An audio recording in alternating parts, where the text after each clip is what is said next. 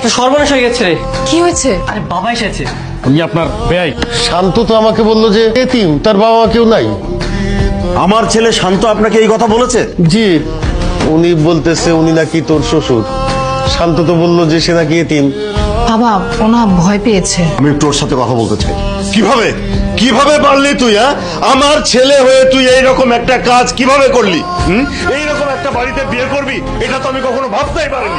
বাবা আসলে ভয় পাওয়ার কিছু না। শোন, আমি তো তোকে অনেক কিছু বলতে চেয়েছিলাম, কিন্তু এই বাড়িঘর দেখে না আমার খুব ভালো লেগেছে। আর শোন, আমি যা কিছু করব এগুলো সব দেখানো মাত্র, বুঝতে পারলি? আমি রাগ করব, পুরো বিষয়টাকে মেনেই নিতে চাইবো না। আসলে এটা কিছুই না, এটা হচ্ছে একটা অভিনয়। ছাড় ছাড় বলছি মা, আমি তোদের এটা কোনোদিনই মেনে নেবো না। আমি তোদের এই বিয়ে মানি না। ছাড় ছাড় বলছি, ছাড়।